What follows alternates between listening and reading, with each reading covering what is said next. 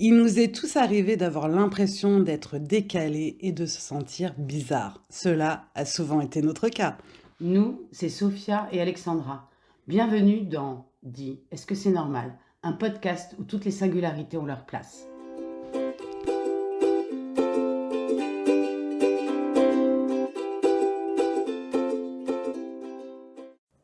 Bonjour, aujourd'hui nous allons tenter de répondre à la question Dis, est-ce que c'est normal d'avoir peur de réussir?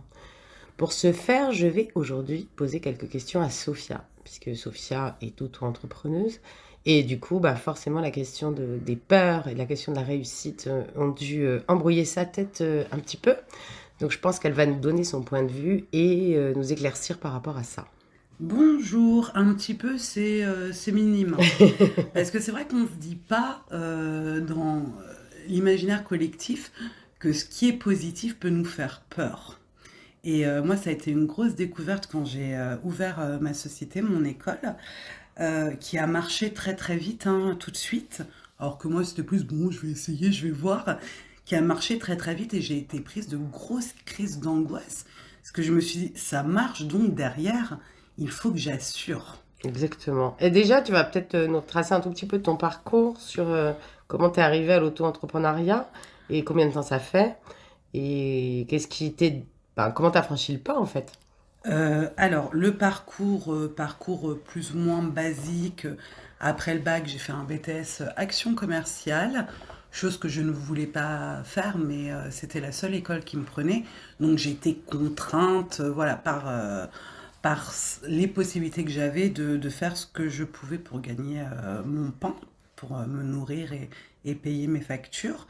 Et j'ai été commerciale et jusqu'à être chef de produit voilà, j'ai fait une carrière de à peu près 20 ans dans ce domaine-là.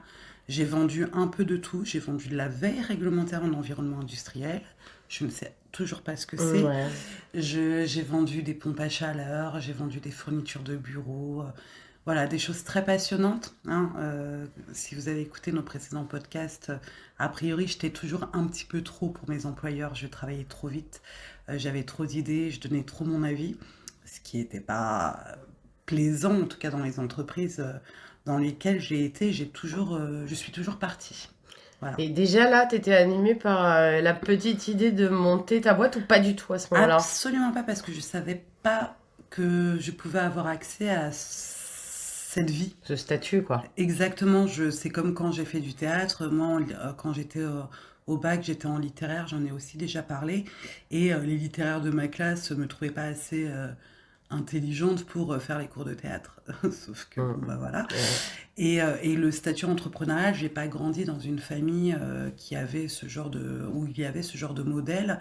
Et je ne savais pas que c'était accessible pour moi. Alors, comment on passe de chef de produit à, d'un seul coup, tiens, ma boîte secret? Alors, on passe un diplôme pour devenir chef de projet en marketing digital. C'est ce qui m'est arrivé.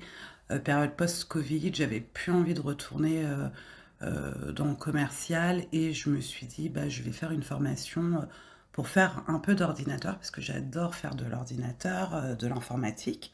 Et donc, il y avait une formation financée par la région Île-de-France qui prenait en charge voilà, une formation en web marketing et communication digitale. Et je me suis dit, bon, tiens, je vais faire ça pour ma reconversion. Et pendant cette formation à distance, il y avait une étude de cas à faire. Il fallait créer un site web sur WordPress. Et j'ai dit, bon, tant, qu'est-ce que je sais faire? Parce on nous proposait de faire un sujet sur la pétanque indoor. Donc ça me passionnait pas Ah ouais. spécialement et je me rappelais de quelqu'un qui m'avait dit parle de ce que tu connais, de ce que tu aimes. Donc j'ai dit bon tiens, je vais faire un site web sur le théâtre, donc à la base qui était destiné seulement au team building. Et en parlant autour de moi, il y a des gens qui sont montrés très intéressés. Je dis bon bah je vais louer une salle et on verra. En fait, je n'ai jamais pensé le statut entrepreneurial puisque j'ai eu très peur quand ça s'est concrétisé. Parce que je pense que si je m'étais dit, tiens, du jour au lendemain, tu n'auras plus de sécurité de l'emploi, tu n'auras plus tes tickets resto, tes 35 heures, même si ça m'ennuyait à mort, mais tu n'auras plus accès à ça, tu vas bosser à peu près 80 heures par semaine pendant les 3 premières années et tout sera de ton fait et de ta responsabilité. j'y aurais pas été si je l'avais pensé comme La ça. peur? Mais la peur est pareil, l'incapacité à me dire que j'en étais Ouais, capable. la légitimité. Exactement. Et en revanche, quand tu t'es inscrite pour passer ton diplôme, là, est-ce que tu avais peur de le réussir? D'échouer? J'avais pas pour vocation de le réussir, puisque j'avais fait une VAE un an avant et j'étais arrivée à avoir mon bac plus 2, donc j'étais hyper contente. Donc être bac plus 4, pareil, Donc pas de pression. pas de pression, Pas de jamais de pression. pression, Donc en non. fait, la peur, elle vient avec la pression qu'on se met finalement. Parce que finalement, je ne cache rien, mais tu l'as réussi haut la main, ton diplôme. Oui, Donc peut-être que sans pression, du coup, t'étais bien, quoi. bah c'est ça, j'avais pas d'enjeu, je m'étais dit bon, au pire, voilà, j'ai déjà un petit peu menti sur mes CV précédemment, Ouais, on va s'arranger. Sur un voilà. malentendu, ça peut passer. Voilà, j'ai la tchatch, j'aime bien les entretiens d'embauche. Et puis bon, l'informatique, j'y touchais encore. C'était pas un bout de papier qui allait dire si j'étais compétente ou pas. Donc, j'avais pas de pression, mais j'avais pas imaginé que ça m'amènerait totalement sur le décrochage du monde salarial. Parce que là, en fait, la création du site internet de théâtre avec des team building, c'est une idée. C'était une idée. C'était pas un projet, Pas du tout. c'était une idée. C'était une Et idée. c'est finalement en exposant ton idée aux autres que les autres t'ont dit, bah écoute, Monde des cours pour amateurs. faut peut-être y aller, quoi, Ouais. finalement. Et donc, j'avais déjà la clientèle avant d'avoir vraiment posé l'idée. Mais il Euh, a fallu quand même. Est-ce que tu sais, c'était un jour, un instant précis où il y a eu un déclic dans ta tête et tu t'es dit j'y vais, non, ou ça s'est fait progressivement? ça a été très organisationnel, c'est en mode, voilà, bon, si j'ai des élèves, il me faut une salle, donc je vais louer une salle, je vais investir tant d'argent que je vais perdre. Enfin, c'est- Step by step, quoi. ouais, Tout step by doucement. step, et toujours en me disant que ça allait pas marcher. Ouais. Moi j'aime bien penser négatif et être très surprise. Mais par contre, ça te bloque pas.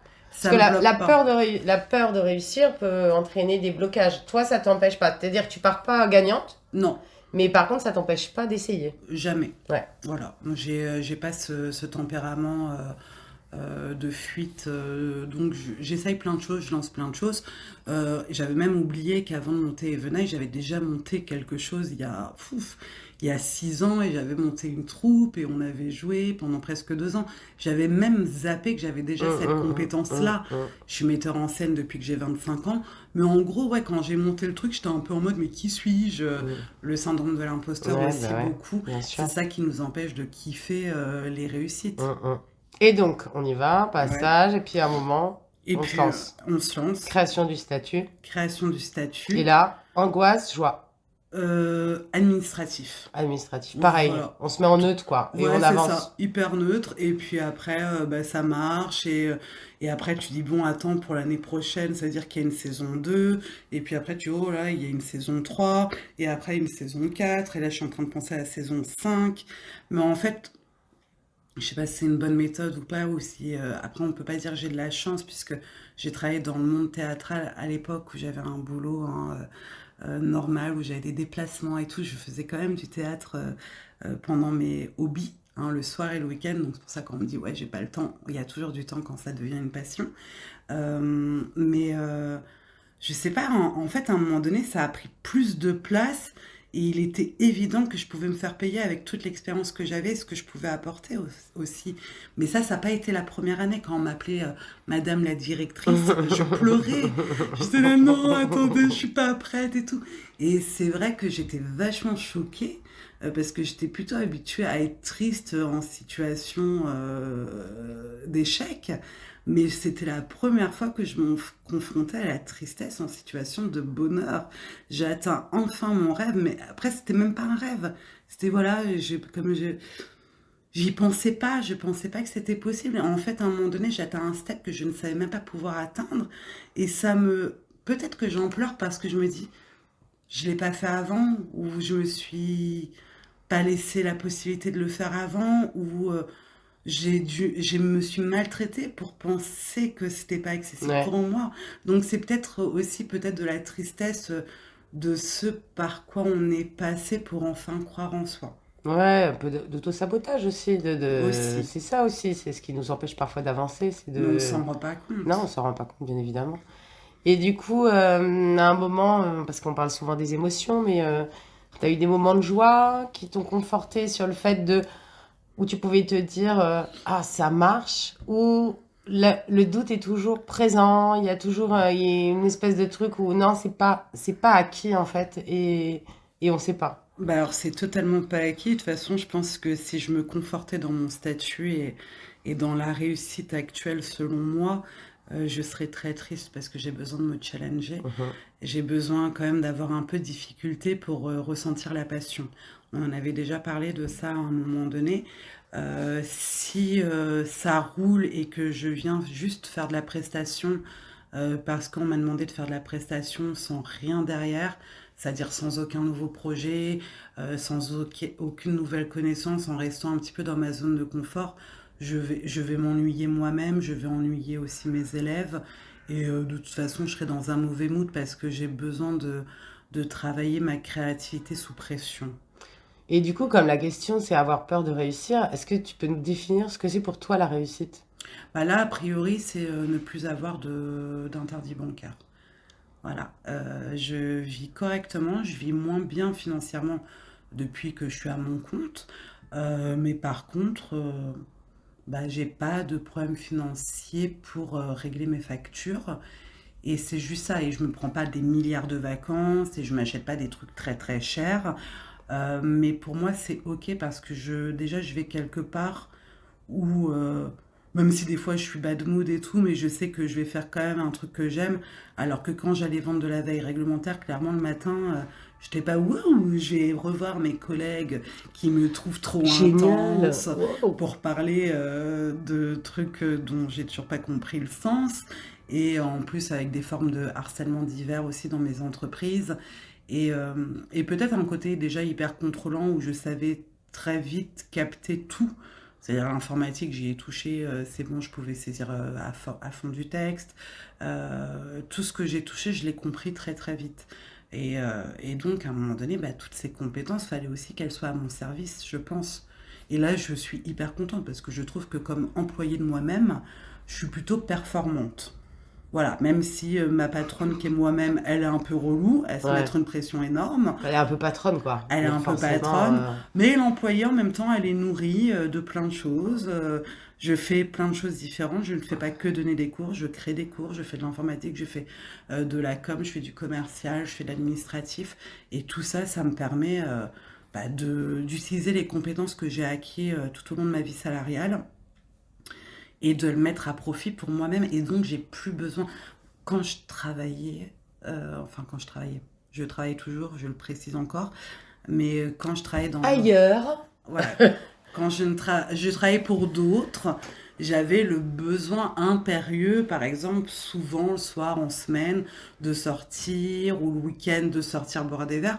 Là, pour le coup, mon travail me nourrit vachement, en fait. Et donc, bah, les petits moments où je travaille pas, c'est des moments pour moi, ou sinon je vais travailler pour moi. En gros, il n'y a jamais de perte de temps, parce que tout ce que je fais, c'est pour moi. Donc là, on peut dire quand même que t'as réussi. Sur le papier, oui. Ah, Oui, non, mais parce que ça ah mais reste je veux moi. savoir. Parce que, non, Voilà, donc tu as réussi ta première étape, là, j'ai, qui était d'être enfin, même, tranquille financièrement, on va dire. exactement, Mais forcément, comme tu as expliqué, il y a ce besoin de challenge, de exactement, projet ou de choses comme ça. Donc en fait, la réussite, bon, finalement, on relève peut-être le niveau un petit peu à chaque fois. exactement. Là, j'avoue, ce serait le Molière, hein. Ah, Voilà, sans. Mais en même temps, voilà, j'ai toujours eu des rêves un petit peu fous et il faut. je dis pas que si j'ai le Molière, je vais pas pleurer en disant mais c'est pas normal que j'ai le Molière. On en reparlera à ce moment-là. Pendant mon discours, je reparlerai du podcast et de cet enregistrement. Forcément, je ne penserai qu'à ça. Mais ouais, pour moi, ouais, le curseur se déplace à chaque étape franchie en fait. Et bon, moi qui te connais un peu, parce que là, on a l'impression quand même que ça va, que tout avance bien, de manière linéaire, step by step. Mais moi, je sais qu'il y a des gros moments de doute, en fait, dans cette réussite aussi, qui viennent régulièrement. Mais c'est aussi ce qui fait que tu te remets en question et que tu te relances et que tu vas avoir ce projet-là plus d'autres et que tu vas réorienter la vie de ton entreprise aussi. Oui, à peu près une fois tous les... Allez, on va être soft, tous les 3 mois, j'ai envie de tout faire péter. Mais c'est important de le savoir aussi, Oui. c'est que on peut réussir, on peut se donner les moyens, on peut avancer tranquille, mais il y a quand même des grands moments où c'est compliqué. Ah, c'est très compliqué, surtout l'entrepreneuriat. Moi, voilà, je peux pas avoir d'arrêt maladie. Pour ceux qui connaissent un peu mon parcours, l'ouverture de ma société a été un petit peu Malmené. malmenée par ma santé et ça a été très compliqué de se dire je peux pas, en fait, là, j'ai plus aucun filet de sécurité au niveau des aides et tout pour pouvoir me permettre de m'arrêter. Et en même temps, ça m'a donné le boost de revenir et de pas me laisser aller totalement. Mais en effet, il y a un combat avec soi-même de dire je suis fatiguée, je suis pas dans un bon mood, je vais accompagner des gens, je vais être au contact de gens. C'est quand même ça mon travail, moi qui suis j'aime à me définir sauvage, mais quand même, mon boulot, c'est d'être avec des gens tout le temps. Bon, voilà. Après, ça fait partie de toutes ces pans de personnalité que je ne connais pas encore bien. Mais non, c'est pas évident. C'est pas évident à vivre, à prendre en compte. C'est pas évident du monde extérieur, puisque j'ai toujours l'impression de devoir justifier que je travaille. Je fais des heures en présentiel, mais le reste du temps, je travaille aussi, en fait. C'est pas juste, voilà, j'attends qu'il y ait mes cours et bonjour, en fait. Et il y a un vrai temps de préparation. Et il y a une vraie souffrance par rapport au fait aussi de travailler seul, de pas avoir de feedback, de pas pouvoir parler avec des gens, de pas pouvoir se rebooster en mode, bon, bah là, j'ai un objectif et tout, puisque mes objectifs sont multiples et il y a que moi avec moi-même. Donc, faut être quand même bien son ami Ouais. quand tu veux entreprendre parce que si ta voix elle n'est que négative, tu peux vraiment convoquer l'échec. Ouais. Et puis c'est peut-être ça aussi. Je pense c'est un peu le fait d'avoir peur de réussir. C'est évidemment il y a les objectifs qu'on s'est fixés, mais il y a aussi les sacrifices qu'on est prêt à faire. Exactement. Et donc c'est réussir, mais on a accès professionnel, mais finalement quand À on est quel... auto-entrepreneur, c'est tellement lié le pro et le perso Ah bah oui. que réussir son entreprise, c'est aussi réussir dans sa vie, puisqu'il faut trouver cet équilibre pro-perso qui est hyper important. C'est Donc, important et en effet, comme tu dis, il y a des sacrifices. Moi, j'ai l'exemple d'un ancien élève à moi qui a toujours voulu être comédien et je l'ai accompagné pendant 4 ans, il a fait en 4 ans un book photo et un casting. Et il me dit, j'arrête tout. Il me dit ça au moment où je crée Evenice, donc j'ai créé Evenice 16 ans après avoir commencé le théâtre. Créer Evenice, pour moi, c'est gagner de l'argent hein, grâce au théâtre. Ça faisait déjà 16 ans que je travaillais gratuitement. Et il me dit, mais tu vas pas tout mettre dans Evenice, tu vas pas mettre tous tes œufs dans le même panier. Pense à un plan B. Et ça, c'est la vie de l'artiste aussi. C'est que l'artiste ne peut pas penser à faire ouais. autre chose, puisque sa passion, et c'est... Moi, j'ai sacrifié beaucoup de choses. J'ai sacrifié des relations sentimentales, des relations amicales pour le théâtre, parce que tu travailles le soir, tu travailles le week-end, tu travailles pour des gens qui travaillent, donc forcément, tu es en total décalage. J'ai accepté de ne pas être payée pendant des années et tout, et j'entends ce garçon qui n'a fait qu'un book photo et un casting me dire au bout de 4 ans c'est trop dur, j'arrête, et toi aussi trouve une autre porte de sortie.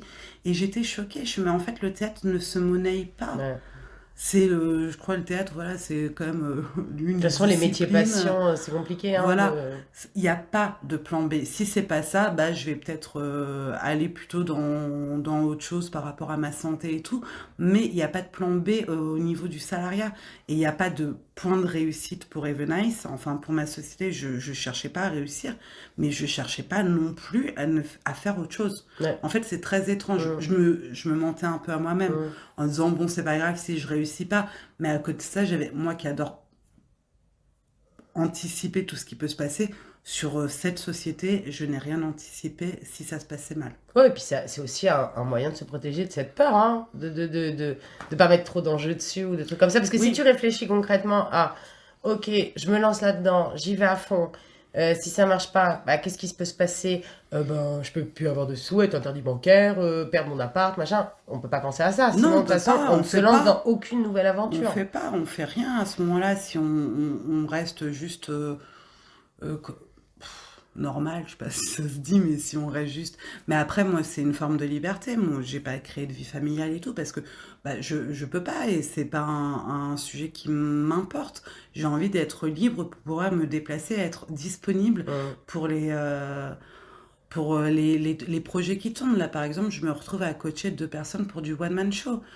Si j'avais pas ces disponibilités-là, ce tu le ferais pas? temps-là, Ben, bien je sûr. le ferais pas. Et si j'avais prévu un plan B, je me serais pas. En fait, quand t'as tout à perdre, comme Hum, tu dis, quand t'as pas d'argent, quand t'as investi tous tes petits sous dans la création de ton entreprise, que t'as rien prévu d'autre, en fait, je trouve que c'est là où on s'investit totalement. Moi, les gens qui me disent, oui, mais j'ai un emploi à temps plein et à côté de ça, j'ai ma petite activité, mais elle démarre pas. Mais c'est normal qu'elle ne démarre bah oui, pas. tu peux pas tout faire. Tu mets pas toute ton énergie Hum, et tu as le point de sécurité. Moi, je pense, après, c'est mon avis parce que moi, je fonctionne comme ça, mais l'insécurité me permet vraiment de créer. hum, hum, Parce que bah, j'ai pas le choix. hum, Je me laisse pas la hum. possibilité de l'échec, même si je me laisse pas, je ne cherche pas à réussir, mais ça ne compte pas pour moi qu'il y ait une porte de sortie au moment où je vais m'investir totalement dans mon art et dans ma passion.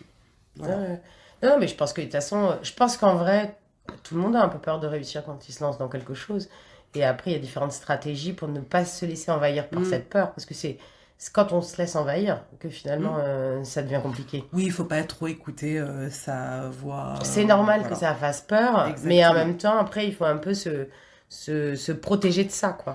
Oui, et puis regarder aussi comment ça fonctionne à l'extérieur, sortir de soi, écouter les retours, voir les demandes, les feedbacks sont très importants et finalement même si toi t'es en mode oh putain je me sens comme une merde, je suis nulle et tout, bah les retours sont vachement positifs et t'es là. Hum, Et aussi s'enregistrer. Moi, je sais que je me suis beaucoup enregistrée quand je travaillais. Je me suis filmée pour me voir à l'œuvre parce que je ouais. suis pas pareil dans ma petite tête quand je suis toute seule avec mes peurs et mes croyances que quand je travaille où je suis vraiment hyper alignée. Et je me suis enregistrée pour voir cet autre moi qui travaille et ça, franchement, ça va. Ouais, puis Ça va. je trouve que c'est hyper important parce que quand on a le cerveau qui tourne très très vite, le rendu Oui, de ce qu'on dit n'est pas toujours à l'image de ce qui tourne en même temps dans le cerveau. exactement. Et là, moi, par exemple, petite digression, mais j'ai fait une réunion avec les parents et j'étais très fatiguée.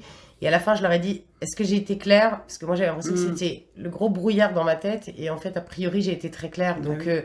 Donc en fait, c'est important, tu as raison, de soit demander un retour, soit de Hmm. se filmer pour savoir comment on est. Alors que nous, parfois, c'est un peu l'effervescence là-haut, Oui, c'est quoi. ça, Hein. pour contrebalancer la quoi. Des Oui, fois, tu dis, ah, mais je lui ai dit ça, je lui ai dit qu'il était nul, ça n'arrive jamais. Mais des fois, voilà, les gens vont penser que tu as dit ça parce que mm, ils font de la reformulation de ce que tu as dit exactement. et tu es là. Alors, pas du tout, c'était pas du tout les Ouais, mots c'est clair. employés, c'était pas du tout l'intention donnée et ça n'existe pas dans. Maintenant, ça y est, j'ai assez confiance en moi. Quand j'ai ce genre de retour, je suis là, accord Soltec, effet miroir. C'est pas moi parce que je suis convaincue de ce que je donne en continuant à me regarder et en continuant à écouter les feedbacks. Donc, au bout de 4 ans, j'ai assez de confiance en moi pour me savoir aussi où est la Ouais, critique ouais. constructive ou pas. Mais ça aussi, c'est l'expérience. On peut réussir voilà, financièrement, mais maintenant, au bout de 4 ans, je peux dire oui, je suis directrice d'une école de théâtre et Wouh! d'improvisation. On applaudit, ça s'applaudit, bravo! Merci. Maintenant, je suis metteur en scène pour One Man Show et j'ai vocation à refaire de la mise en scène très prochainement. Et ça, c'est cool. Et ça, c'est trop bien. Donc, première réussite, je ne suis pas interdit bancaire Exactement. et ça va. Wouh! Wouh, wouh.